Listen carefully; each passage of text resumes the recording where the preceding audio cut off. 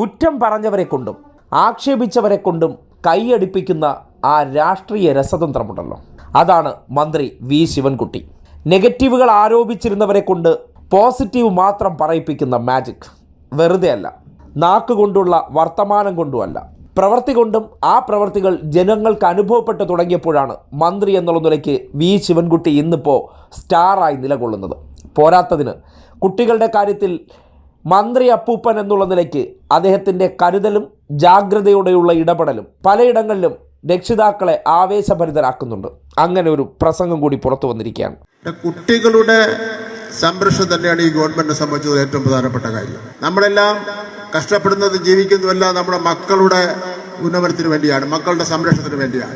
അതുകൊണ്ടാണ് ഇടതുപക്ഷ ജനാധിപത്യ മുന്നണി ഗവൺമെന്റ് പറയുന്നത് ഓരോ ടീച്ചറും ഓരോ കുട്ടിയെ സ്വന്തം മകനെ പോലെ സ്വന്തം മകളെ പോലെ പരിപാലിക്കണം എന്നുള്ള നിലയിലുള്ള നിർദ്ദേശം കൊടുത്തിട്ടുള്ളത്. അതുകൊണ്ടാണ് ഏതെങ്കിലും കുട്ടി പഠനകാര്യത്തിൽ പിന്നോട്ട് പോയിട്ടുണ്ടെങ്കിൽ അതിന്റെ ഉത്തരവാദിത്വം അവനെ പഠിപ്പിക്കുന്ന ക്ലാസ് ടീച്ചറാണ് എന്നുള്ള കാര്യം മന്ത്രി എന്നുള്ള നിലയിൽ വ്യക്തമാക്കുവാൻ ഞാൻ ആഗ്രഹിക്കുകയാണ്. പ്രൈവറ്റ് ബസ്സിൽ കയറുന്ന കുട്ടികളോട് ഏതാണ്ടൊരു ചിറ്റമ്പ നയം, അല്ലെങ്കിൽ എന്ന് പറയാൻ ഒരു രണ്ടാം തരം പൗരന്റെ നയം. ആ കുട്ടിയെ ഇരുത്തൂല്ല, പറയുന്ന സ്ഥലത്ത് ഇറക്കി വിടില്ല, ഇങ്ങനെ ഒരു കാര്യം. ഞാനത് പ്രൈവറ്റ് ബസ് ഓണേഴ്സിനോട് ഞാൻ വീണ്ടും ഇവിടെ ആവർത്തിച്ച് പറയാൻ വേണ്ടി പോകുന്നത്, കുട്ടികളുടെ സൗകര്യത്തിനനുസരിച്ച് എവിടെ കുട്ടികൾ ആവശ്യപ്പെട്ടാലും അവിടെ കുട്ടികൾ ഇറക്കി കൊടുക്കണം. കുട്ടികളെ സീറ്റിൽ നിന്ന് എണീറ്റ് വേറൊരാളെ ഇരുത്തുന്ന സമ്പ്രദായം അവസാനിപ്പിക്കണം. കുട്ടികളുടെ സംരക്ഷണം തന്നെയാണ് ഈ ഗവൺമെന്റിനെ സംബന്ധിച്ചിടത്തോളം ഏറ്റവും പ്രധാനപ്പെട്ട കാര്യമെന്ന് പറയുന്നത്.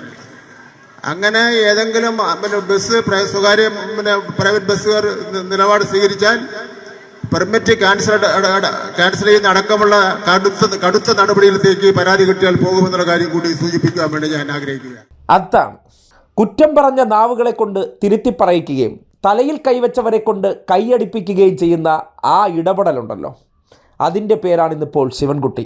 വിദ്യാഭ്യാസ വകുപ്പ് ജനങ്ങൾക്കിടയിൽ വലിയ സ്വീകാര്യത ലഭിച്ചിരിക്കുകയാണ്.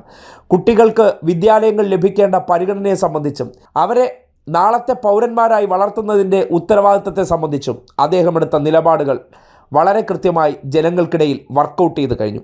അത് നടപ്പാക്കാൻ വേണ്ടിയുള്ള തീവ്ര ശ്രമത്തിലാണ്.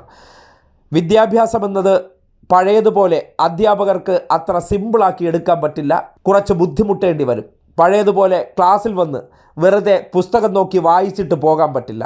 കുട്ടികൾക്ക് അക്ഷരം അറിയാമെന്നും അവർക്ക് വിദ്യാഭ്യാസത്തിൽ മെച്ചമുണ്ടാകുന്നു എന്ന് ഉറപ്പുവരുത്തേണ്ട ബാധ്യത ക്ലാസ് ടീച്ചർമാരിലേക്ക് നിക്ഷിപ്തമാക്കുകയും ഫീസ് ഉൾപ്പെടെയുള്ളവ പരസ്യമായി ചോദിക്കാൻ പാടില്ലെന്നും അവരുടെ ആഹാരത്തിൻ്റെ മെനു ഉൾപ്പെടെ മാറ്റിക്കൊണ്ട് വിദ്യാഭ്യാസ വകുപ്പ് രക്ഷിതാക്കൾ ഒന്നടങ്കം എണീറ്റ് നിന്നുള്ള കയ്യടി നേടുകയാണ്. അതാണ് ഹീറോയിസം, അതുമാത്രമാണ് ഹീറോയിസം. നേരത്തെ പറഞ്ഞ പോലെ കല്ലെറിഞ്ഞവരെ കൊണ്ട് കൈയടിപ്പിക്കുന്ന ശിവൻകുട്ടി മാജിക്.